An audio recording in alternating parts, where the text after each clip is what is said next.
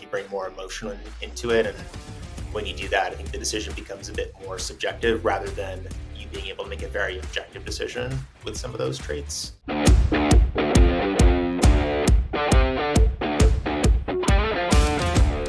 Welcome to the 1% Edge podcast, where we dive into the journeys of extraordinary guests committed to getting 1% better every day. Today's topic, the art of hiring. So many clients and friends share with me their struggles in hiring the right people for the right roles. And if you're in any type of business that's growing, I believe that one of your greatest challenges is hiring the right people. And to help us out with that, I'm really flattered to have Scott Barton, Head of Sales at Bluevine. Welcome, Scott. Thanks. It's good to be here. All right, Scott, how about we jump right into it? Let's set the stage. When we're talking about hiring with you, is it mostly SaaS? Is it AEs, XDRs, leaders? Let's try to frame it for our audience. And that way, then we'll break it down into smaller steps. Yeah, absolutely. I would say from a people standpoint, most of the folks that I've hired are IC. So think, BDR, SDR, or account executives, specifically SMB account executives. In terms of, the types of sales that I've kind of worked through, a good amount of B2B, and then also a good amount of SaaS, selling directly to doctors. Excellent. Now, it also sounds like some of the concepts, we had a chance to chat ahead of time. A lot of these concepts, whether you're in a SaaS organization or other types of industries, a lot of them still apply. Is that true? I think so. I think first and foremost, when you're hiring people, you want to make sure that you have a number of traits kind of identified and outlined that you want to test on. And so again, whether it's SaaS, B2B, B2C, what have you, I think having those traits will really go a long way in just making sure that you and your team can, make an informed decision when you're interviewing people and, of course, ultimately looking to hire. Interesting. Is there a set number that you recommend?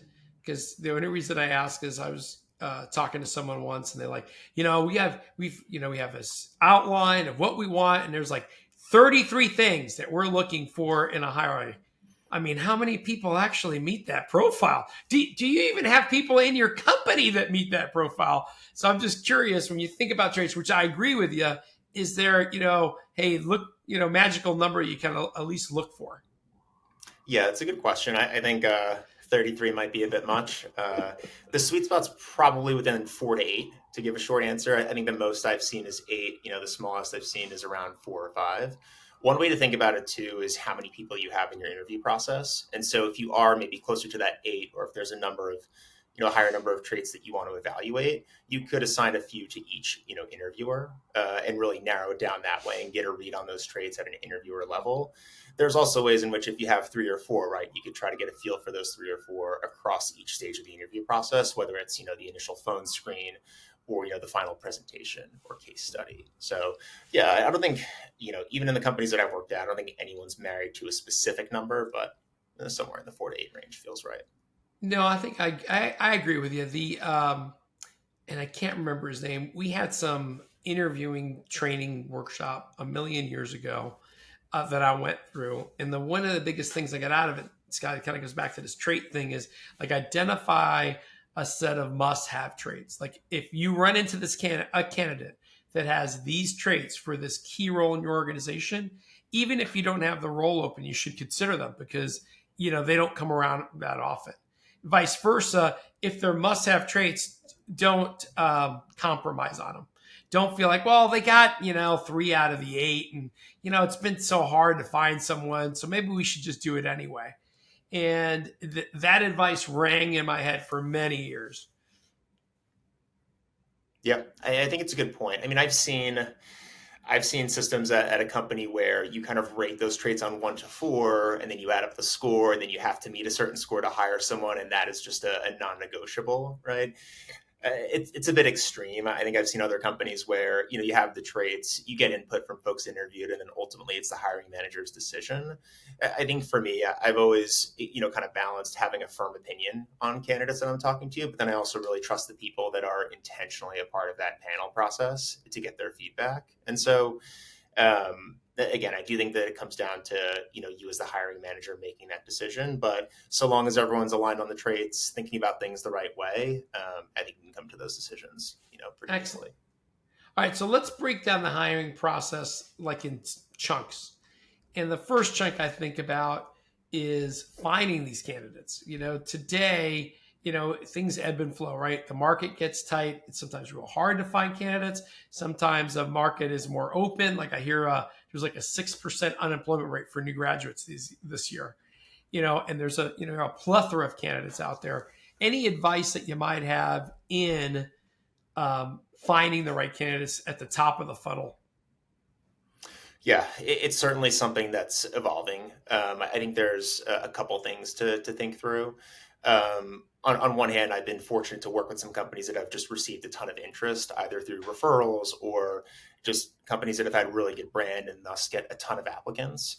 I think in those scenarios, it's really important that you do a few things as a hiring manager. I think one is like do some of the work, whether it's daily or at least a few times a week, to kind of sort through some of the resumes that are coming through.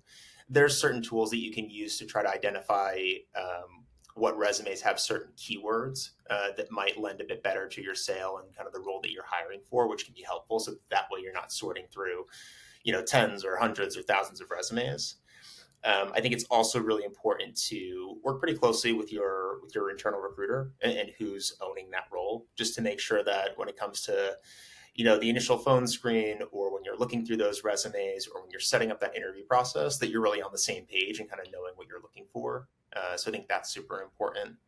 I think encouraging your team to refer people over is always great. I think that's been happening for a while, but especially now when it's getting increasingly difficult for candidates to cut through the noise, and then also for hiring managers and recruiting teams to sift through those resumes and applications that are coming in, referrals are great.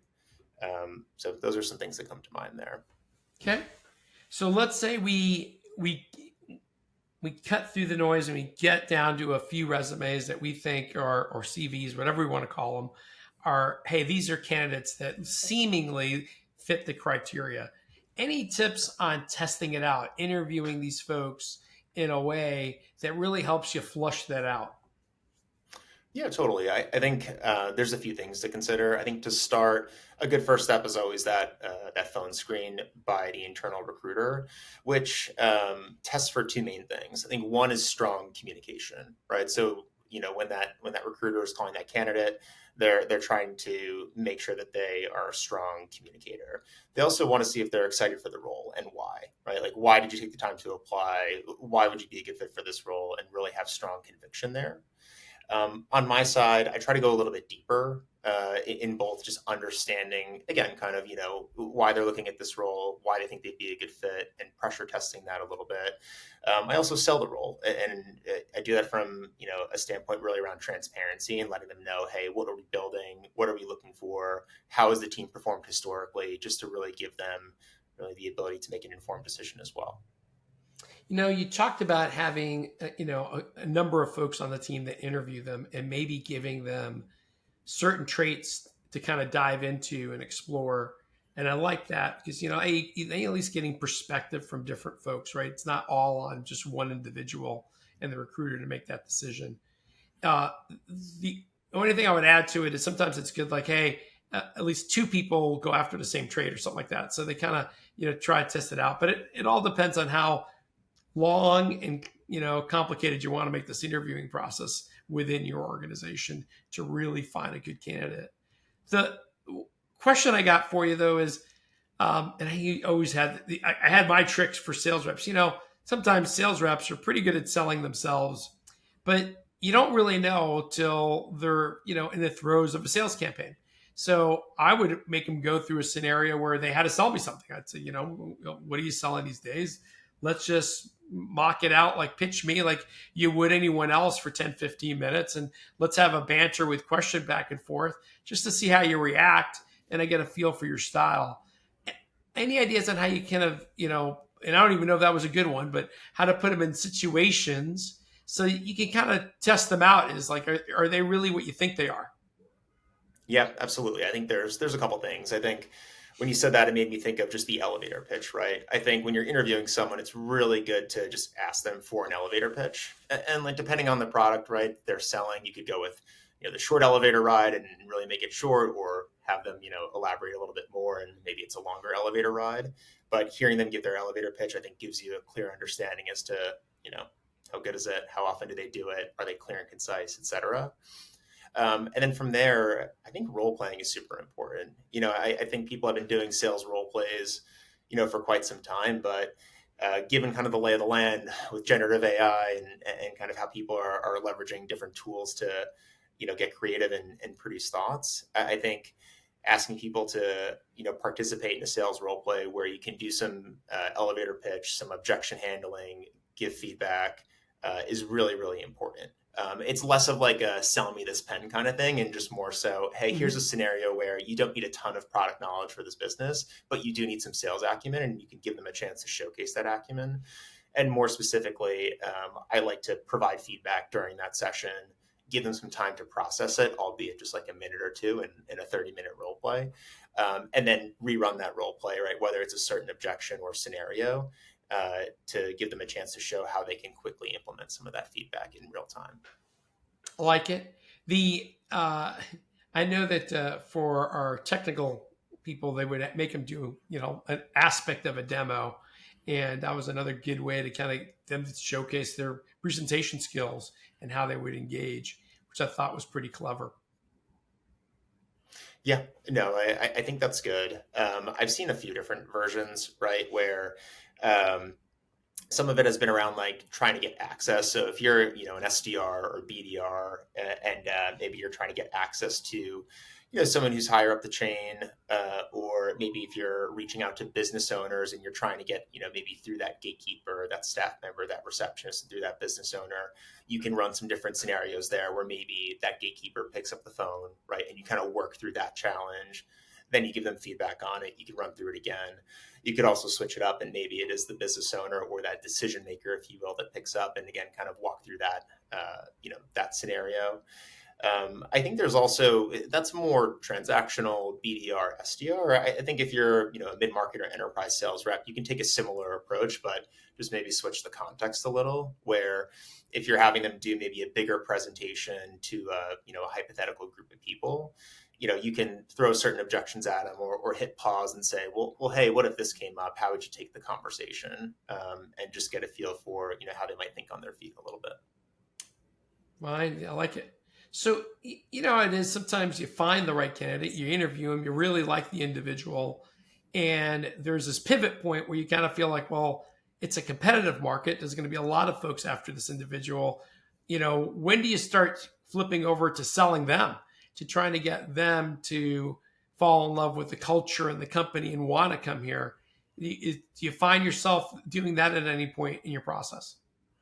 Yeah, I think it's good to weave that in throughout the process. I think it's easy to kind of fall into the trap of like, hey, I'm a hiring manager or an interviewer. I need to make an informed decision, right? Let me get all my questions out there and gather info and lose sight of it. So I think just making sure that when you're debriefing internally, right, or even earlier in the process when you're kind of putting that panel together and sending a kickoff email or having a kickoff meeting, that you as the hiring manager mention that and just say, hey, of course, we want to make sure that we're asking questions based on our traits and getting the info that we need, but it is important to, sell the candidate as well. And some of that is, I think, can just be done through listening, through making sure that there's space, for that candidate to ask questions. I think one really good interview best practice is just to make sure that you save at least 5 minutes at the end for a candidate to ask questions. I think just setting that agenda in the beginning and making sure that you stick to it when there is 5 minutes left goes a long way. So that one, they're able to ask questions, but as a candidate, when people do that for me, I always have questions and usually it's more than 5 minutes worth. So I really appreciate that space. And then you could always, ask if there's room to go over if needed and things like that. So I think doing things like that can, not only help you sell the candidate, but really build trust, which ultimately is, I think, how you're selling them as well. Not so much just on features of the company or growth or fundraising or how much money they might make. Yes, Scott, one of my pet peeves are when I do ask them if they have questions and they tell me, no, I'm pretty good. And I'm like, if you're not asking me questions and showing interest, that to me is always a negative sign. So I want them to have questions. I don't mind them to have a lot of them. It shows that they're really engaged and really are considering this versus, hey, just going through the motions to get the job offer. Yeah, totally. I think huge red flag if there's no questions. I think most interviewers and hiring managers would say that. I think in general, though, from what I've seen, that will sometimes happen, but it's definitely not the norm. I think generally speaking, people ask questions either because they have good intellectual curiosity, or they're plugging into ChatGPT and saying, "Hey, I'm talking to a CFO. What question should I Should I ask?" ask? Right? You can kind of generate some of those. So let's talk about that for a second. In-person interviewing, or is it all virtual? Obviously, through COVID, we pulled back more, and everything kind of went virtual. And then a lot of companies, they're virtual across the country or world. So you end up doing it. How important is it to meet the person in person? Yeah, it's a good question. I think it is important. I think that said, I have in the past, or over the past 5 years or so, and even pretty recently, hired folks fully remote. All that said, I did myself for my recent role that I took on about 4 months ago.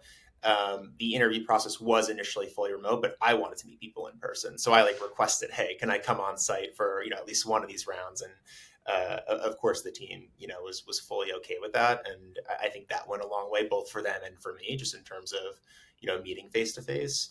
So I think it is okay, to keep the process fully remote if needed. I think there are different situations, but in person can certainly be a differentiator, both for the candidate and for the employer.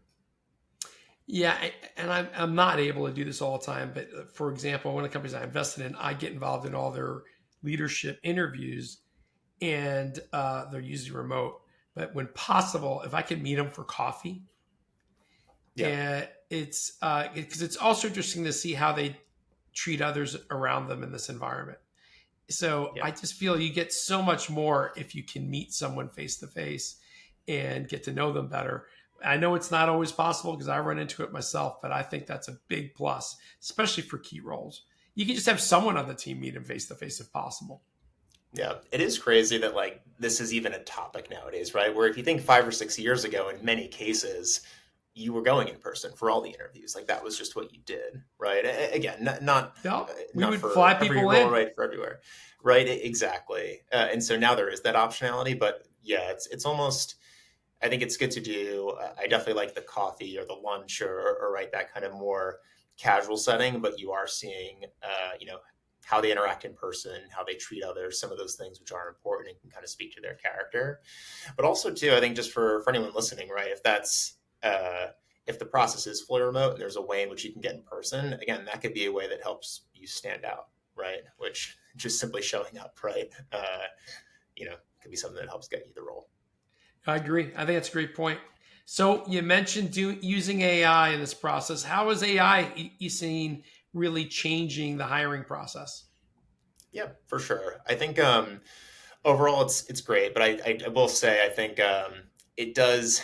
I think generative AI just makes me a bit more cynical about what I see in writing from people. Like I used to be really big on having people, especially SDRs and BDRs, write a sample email to a to a prospect, or write a LinkedIn message.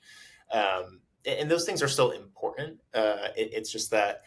Uh, whether it's using generative AI for just some of the creative ideas or for the entire email itself, I'm just I'm leaning less on kind of that writing skill, which is still important, and putting a bit more focus and emphasis on that role play, whether it's maybe the more transactional objection handling or your elevator pitch, or a thorough presentation where maybe you're doing a full demo and kind of doing a discovery and potentially aligning on next steps and all of those things. So I think just more of a focus on, some of that verbal communication. Yeah, it is interesting because I kind of think to myself, uh, AI is going to make, especially the more and more we use it, it's making mediocre salespeople sound good. So Yeah. it's good. It elevates the bar. But sooner or later, you're faced with either a one-on-one situation or objection where you got to think on your feet, and it's that testing that critical thinking that's so important in using AI, right? Right. Can they ask the right questions that they had to get the answers? I'm fine with using it. I've been using it every day. Right. And Yeah. but it's not just, hey, I need to write this email. Yeah, looks good. You got to think through it. Is tone and even kind of play with it a little bit to kind of get it different. So if you don't know what good looks like, just having AI is not going to get you there alone. Right. Totally agree. Like you should use it. You should have an app on your phone, right? You should use it for so that creative spark, right, to write emails. But even if you think about just making sure that the interview process is not too long, right, and that you're kind of balancing getting what you need and also the candidate's time, there's just again just more of a focus on that verbal communication. All right, so let me flip this around. What might be some common mistakes that you see organizations making in hiring? It's a good question. I think just, first off, not having some of those traits, which I firmly believe in, I think can lead you down a road of just uh, kind of winging it, right? Where you're just kind of basing things kind of less off fact and less off some of what might actually help that person succeed in the role to just feeling. I think you bring more emotion into it. And when Right. you do that, I think the decision becomes a bit more subjective rather than you being able to make a very objective decision with some of those traits. Um, there's probably a few other things. I think that's that's what stands out the most, though. Yeah, in your example, you end up hiring the person you like, the person you think that's like you, because they become relatable to you. But that doesn't really mean they have the skill set and ability to do something.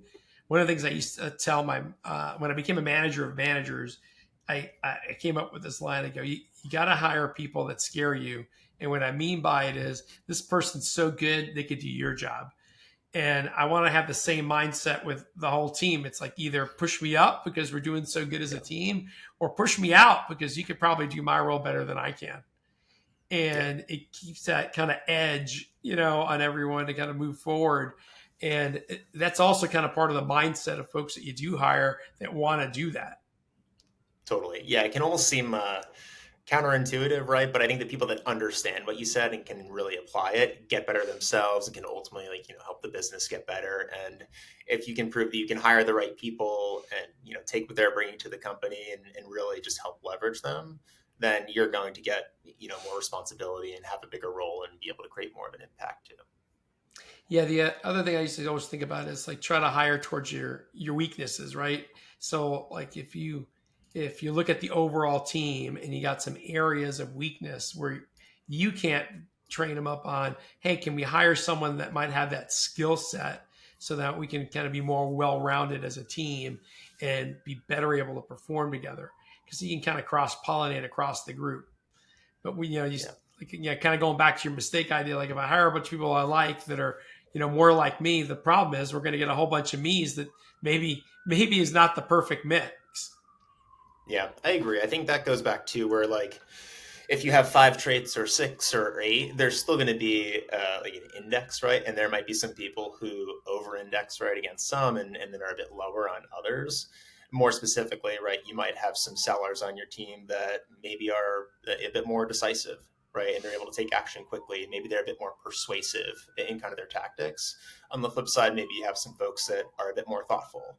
Maybe they're better active listeners, right? Maybe they're a bit more patient, and either way you can get results. I think certain buyers, certain prospects respond to things differently, but to your point, I think having a well-rounded team there will just increase the likelihood that you're getting the results that you want. Excellent. All right, Scott, tell us a little bit about yourself. Yeah, absolutely. So right now on the on the work side, I'm working at Bluevine as a head of sales. Bluevine is the largest small business banking platform in the United States. In terms of what we do, is a few things. Bluevine provides a number of really banking services for small business owners. So think anything from a checking account, accounts payable, accounts receivable, and then also capital. And that's where I spend a bit more of my time as the head of sales for the lending and credit business unit. So really, we're helping small business owners get access to capital, whether it's one of our proprietary line of credit offerings, and then we also work with some other lending partners on the term loan side. So that's a little bit on the work front. Personal side, I live here in New York City with my wife and dog. Have a few different hobbies. Really like sports. Love to travel, then living in New York City, it's hard to not try new restaurants all the time. Good news is you can usually walk or take a taxi to them. So at least it'll save you a little bit on getting back, or the train, subway. Yeah, the bus is underrated too, depending on where you're going. So I agree. It's been a while since I lived in New York, so I've gotten spoiled, because I have dinner plans tonight, and luckily I got a neighbor that's driving because that'll make it a little bit easier. Yeah, absolutely. Hey, on Bluevine, is there a set type of clientele or size of organization that you go after or like to work with? Peter said. Yeah, I mean, we work with all types of small business owners. There's really no limit. We work with a number of business owners that are new and that are just getting started. We also work with business owners that have been in business for a while. Some business owners are relying on us for all of their banking needs, and some of what I described. There's others that will work with some of the the larger incumbent brick and mortar banks for some of the services I mentioned, and then partner with Bluevine for others. So yeah, there's really no limit there. And, shameless plug, if anyone wants to check us out, just go to bluevine.com and click on the Get Started button. We're there to help you out. If, what's your 1% edge? What are you working on these days to get 1% better? Well, I think we touched on it a little bit, but I think active listening is really important. I think, when you're thinking about active listening, it applies both internally, right, when you're working with, folks at your company, and then also externally, right, when you're thinking about working with, prospects or even existing customers. I think the needs of prospects and customers just continues to evolve when it comes to kind of the support they need, the questions they're asking, the challenges they're facing. And so I think the more that you can just take an approach of just listening well, trying to understand where they're coming from, just the better it'll serve you when it comes to helping them solve some of those challenges and ultimately, doing what's best for your business. I'm going to steal a line from Covey, which is listening to understand versus listening to respond. And I'm still working on my listening skills. My wife can attest to that. But I think earlier in my career, we're all trying to prove ourselves. You listen a lot of times to think, okay, well, how am I going to respond to it? What am I going to say? How am I going to react to that, statement? And as you get a little bit more comfortable in your own skin, you get to relax a little bit. I got my answers. Let me try to really understand where he's going with this. So before I respond, I'm responding to the right concern, right question, not my assumption of what that is. So that was like a big lesson for me. And Scott, I'm still working on it. It's a journey for sure. I don't think anyone's fully figured it out. So yeah, it's the right way to think about it. Scott, if people want to get a hold of you, connect with you, what's the best way for them to reach you? Hopefully it's not too cliche, but just LinkedIn. LinkedIn's always good. I'm not one of those people where, of course my inbox will be a bit flooded at times, but yeah, feel free to shoot me a note there. I take a look at those. Fantastic. Hey, I really appreciate you being on the podcast. You had some great insights. Yeah, likewise. Thanks for having me. Appreciate it. All right, folks, that does it for this week's episode. If you got value from our conversation, please comment back, subscribe. We would greatly appreciate it. And until next time, I wish you nothing but the greatest success. Thanks again, Scott. Thanks.